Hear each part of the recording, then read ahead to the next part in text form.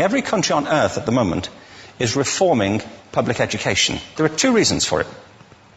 The first of them is economic. People are trying to work out, how do we educate our children to take their place in the economies of the 21st century? How do we do that?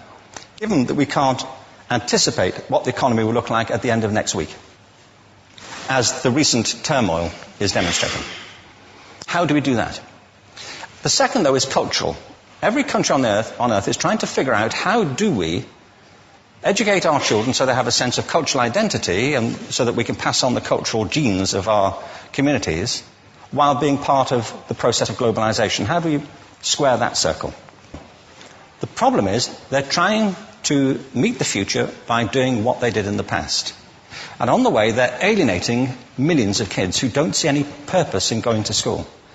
When we went to school, we were kept there with a story, which was if you worked hard and did well and got a college degree, you would have a job.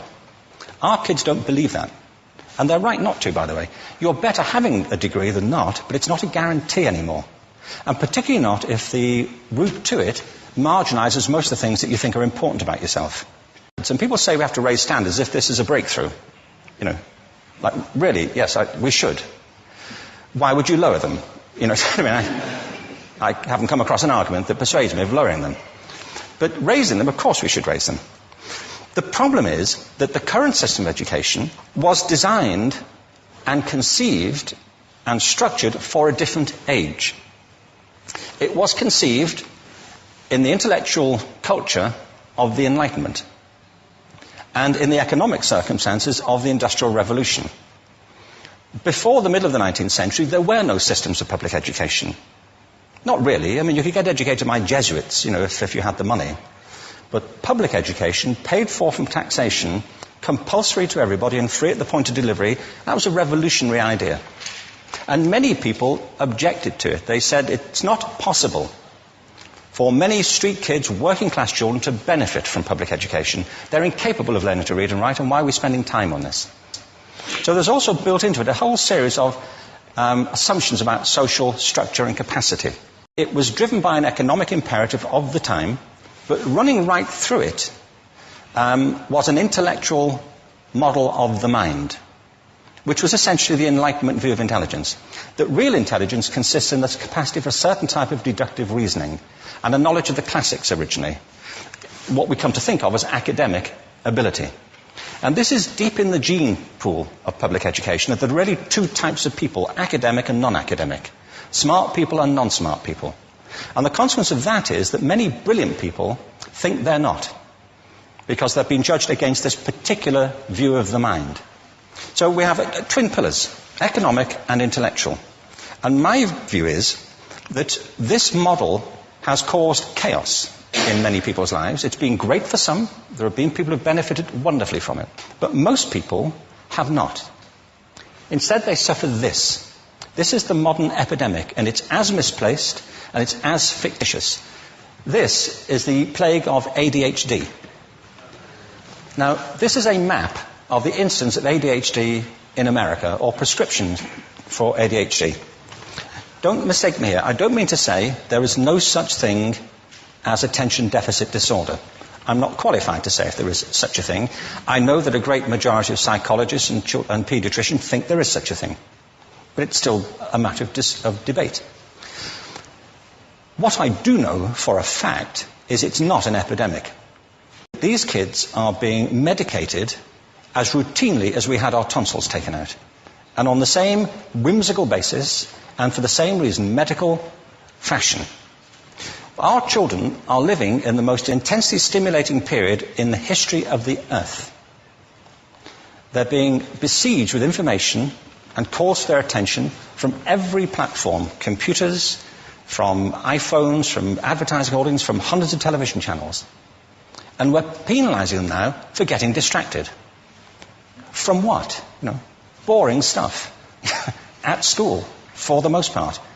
It seems to me it's not a coincidence totally that the incidence of ADHD has risen in parallel with the growth of standardized testing. Now, these kids are being given Ritalin and Adderall and all manner of things, often quite dangerous drugs, to get them focused and calm them down. But according to this, attention deficit disorder increases as you travel east across the country. People start losing interest in Oklahoma.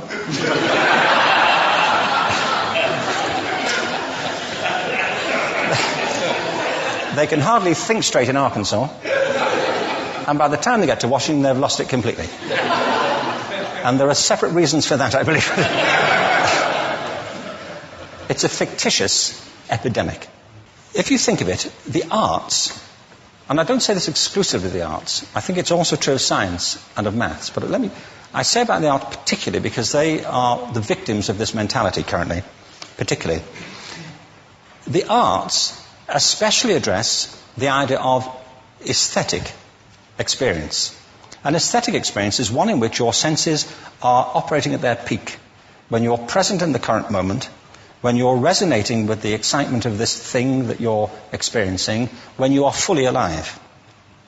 An anesthetic is when you shut your senses off and deaden yourself to what's happening.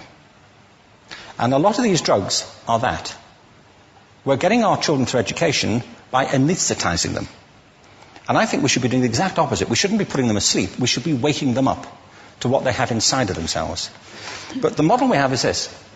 I believe we have a system of education that is modelled on the interests of industrialism and in the image of it. I'll give you a couple of examples. Schools are still pretty much organised on factory lines, ringing bells, separate facilities, specialised into separate subjects. We still educate children by batches. We put them through the system by age group. Why do we do that? Why is there this assumption that the most important thing kids have in common is how old they are? It's like the most important thing about them is their date of manufacture. You know what I mean? Well, I know kids who are much better than other kids at the same age in different disciplines, or at different times of the day, or better in smaller groups than in large groups, or sometimes they want to be on their own. If you're interested in the model of learning, you don't start from this production line mentality. It's essentially about conformity, and increasingly it's about that as you look at the growth of standardized testing and standardized curricula. And it's about standardization. I believe we've got to go in the exact opposite direction. That's what I mean about changing the paradigm. There was a great study done recently of divergent thinking. Published a couple of years ago. Divergent thinking isn't the same thing as creativity. I define creativity as the process of having original ideas that have value. Divergent thinking isn't a synonym, but it's an essential capacity for creativity.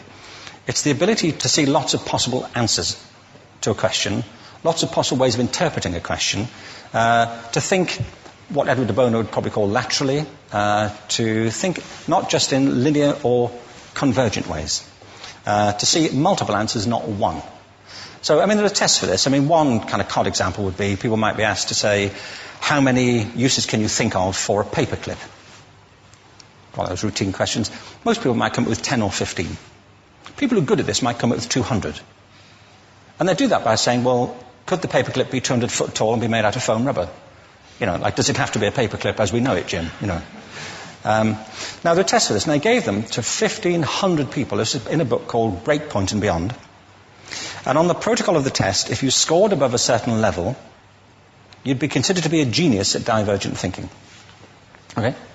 So my question to you is, what percentage of the people tested, of the 1,500, scored at genius level for divergent thinking? Now, you need to know one more thing about them. These were kindergarten children. So what do you think? What percentage at genius level? 80. 80, okay. 98%. Now, the thing about this was it was a longitudinal study. So they retested the same children 5 years later, age of 8 to 10. What do you think? 50? They retested them again 5 years later, ages 13 to 15. You can see a trend here, can't you? Now, this tells an interesting story, because you could have imagined it going the other way, couldn't you? You start off not being very good, but you get better as you get older. But this shows two things. One is we all have this capacity, and two, it mostly deteriorates. Now, a lot of things have happened to these kids as they've grown up. A lot. But one of the most important things that happened to them, I'm convinced, is that by now they've become educated. They've spent 10 years at school being told there's one answer, it's at the back. And don't look. And don't copy, because that's cheating. I mean, outside schools, that's called collaboration, but inside schools. Now, this isn't because teachers want it this way.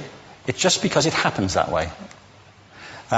It's because it's in the gene pool of education. We have to think differently about human capacity. We have to get over this old conception of academic, non-academic, abstract, theoretical, vocational, and see it for what it is, a myth.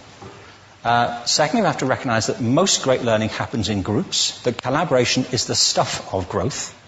If we atomise people and separate them and judge them separately, we form a kind of disjunction between them and their natural learning environment. And thirdly, it's crucially about the culture of our institutions, the habits of the institution and the habitats that they occupy.